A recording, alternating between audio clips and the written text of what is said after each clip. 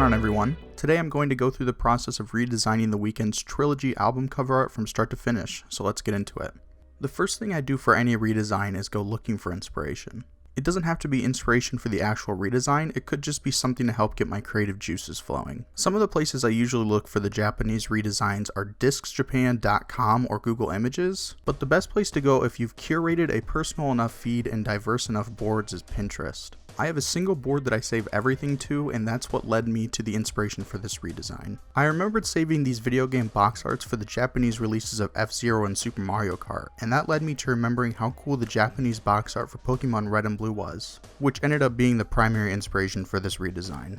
After I've found inspiration, I'll usually go straight into Photoshop. However, for this piece I wanted to try to mix up the style of the box arts in the manual, using both the silhouetted Pokemon and half color ideas. So I opened up Illustrator instead. After getting pictures of the 3 Trilogy discs from discogs.com, I went to work remaking the icons. Most of the icons were basic, like a balloon house or clock, so recreating them is pretty easy, even for the people with minimal Illustrator knowledge. I ended up reusing the lip shape from my I Was Never There Weeknd iconography series. All in all, this part of the process took about 30 minutes. Once the icons were finished, I went into Photoshop and started the project.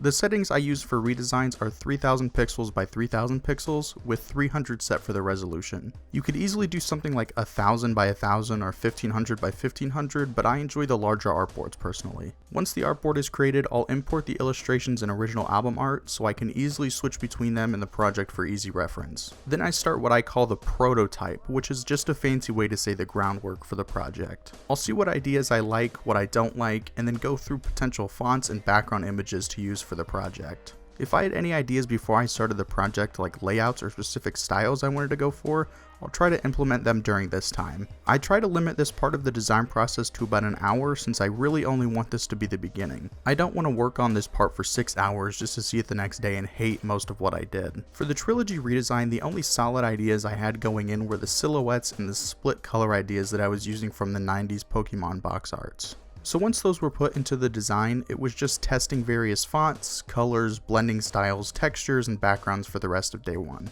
Around this time, my Photoshop started acting up, so I decided just to downgrade to a previous version, and after that downloaded, I stopped for the day. From there, I saved the project, usually with the album name and a number after it. The number is so I can keep track of certain versions of the redesign. The most extreme example being my redesign for the Beauty Behind the Madness cover, which had 6 different versions to it. Now it's time to start the middle part of the process, what I'll call the messing around phase. This time is all about experimentation. Most of the time I'll export what I have after day 1 and transfer that to my phone so I can step away from my PC and still look at and critique the design. If I come up with any potential changes or ideas during that time, this is where I try those.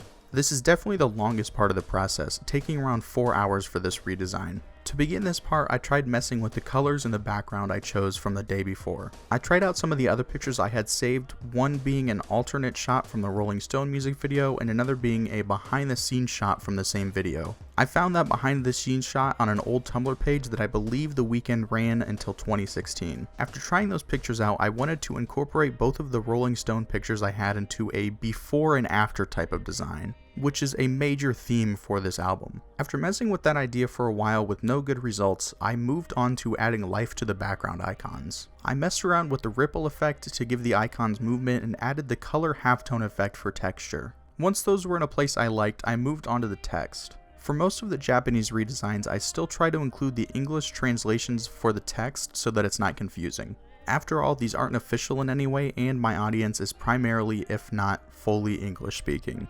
Making a redesign fully Japanese for authenticity's sake seems silly when that only potentially detracts from my audience's understanding of the design. The text I knew I wanted was the album title in English and Japanese and the artist's name. For the final design, I only ended up putting the Weeknd in English, but looking at it now, realize that also putting the name in Japanese makes sense.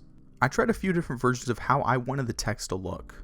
The first was like an artist's signature with the album title, think Drake's Scorpion, but not really. Then I tried a slanted look with both translations of the album, and the idea turned into adding the titles to the background icons that stayed for the rest of the process. Then I added the signature Trilogy diamonds and re-added the artist name. I struggled with what I wanted to do with the artist name since the color split in the middle meant it either couldn't be one color or had to have some sort of stroke added to it, but I'll come back to that in the next section. After that, I went back to what I wanted to do with the middle section. I messed around more with the blending options and adjustment layers.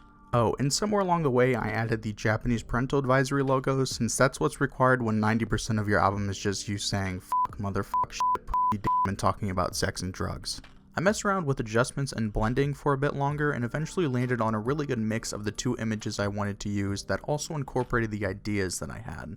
Also, around the end of this phase, I decided I wanted to incorporate the artist's name with the background icons like I did with the album title, so I replaced some of the titles with the name and took one final break to clear my mind before finalizing the design.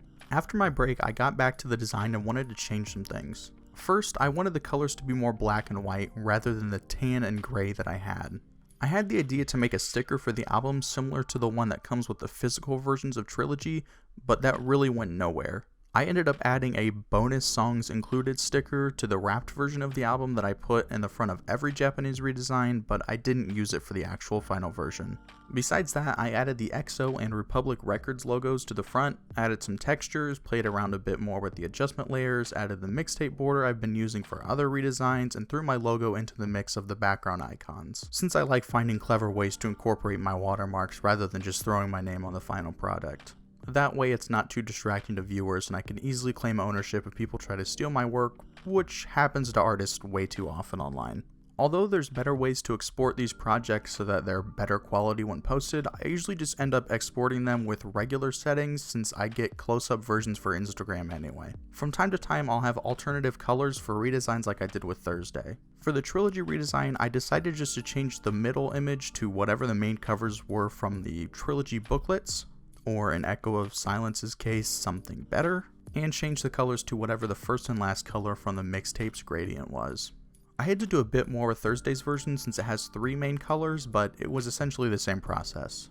So yeah, that was my process of redesigning the Weeknd's Trilogy cover artwork from start to finish. If you enjoyed, feel free to subscribe if you aren't already, and if you're still confused on how I achieve certain effects, feel free to comment on the video or DM me on Instagram or Twitter, and I will try to answer the question as best I can. But seriously, go follow my Instagram and Twitter. It's a hoot.